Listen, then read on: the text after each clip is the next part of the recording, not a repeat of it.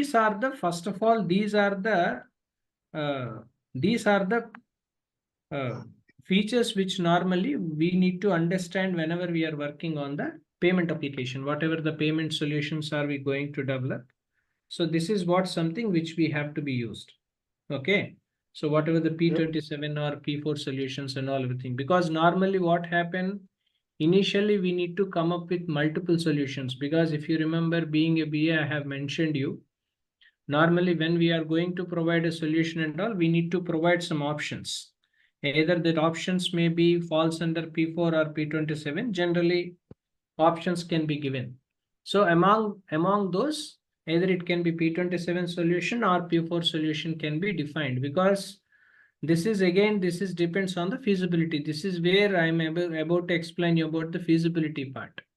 Because if you remember, as far as the case study is concerned, I told you, you need to work on the feasibility. Am I right? Yes or no? Yeah. Right. So as far as this is where generally we have to work on the feasibility. Why feasibility? Because there are differences. For example, there will be a technical feasibility. Because whenever we are trying to develop any P4 solution or P27 solution, as far as the payment application is concerned, when we are working on, this is always important for us to understand about the technical feasibility, because these applications are not cloud applications, do remember. Because especially banking, financial services and payment applications were on-premise.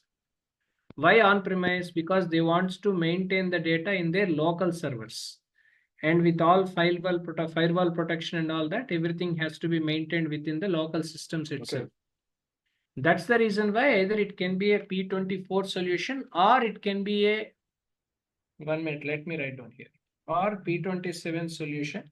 Okay, whatever the kind of P4 or P27 solution you are going to develop, you need to understand the feasibility part. First one about the technical feasibility. So why technical feasibility? Technical feasibility makes sure whatever the required infrastructure to manage these systems must be falls under the rules and regulations of the European Council. That is important. Next, at the same time, we need to understand the financial feasibility also. Financial feasibility means budget. For example, to develop a solution and all, for example, you have a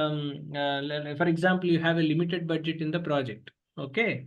So when there is a limited budget, is it really feasible for us to complete the project within the limited budget or not will be decided here. Point number 2. Third is operational feasibility. Operational feasibility means whatever the operational constraints do we have, because is there any kind of operational constraints do we have? Operational constraints means usage perspective, because usage difficulties might be taken place. Even we need to be discussed even on that also, right? So being a team, we have to be discussed. Next one about regulatory feasibility. Regulatory feasibility means we need to consider the regulatory standards, policies and procedures, what is to be used so far.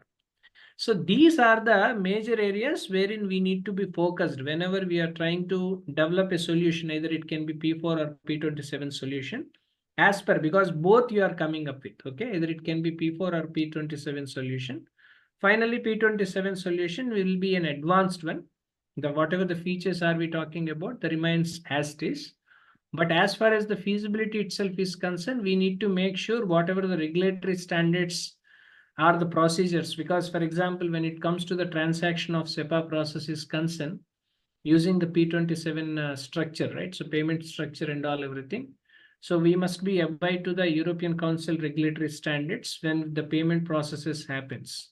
Right. So because maybe the currency values and all everything may be different from one country and another country, of course, which is something acceptable among all the council countries, all that.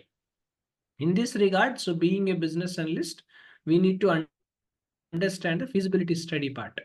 This feasibility study, not only being a BA, even project management team will also be involved, because when it comes to the regulatory standards, policies and procedures are concerned, what standards and what procedures to be followed will be decided even by the project management team, apart from the technical team, in connect as well as in contact of a business analyst is all about. Understood? Clear, Victor?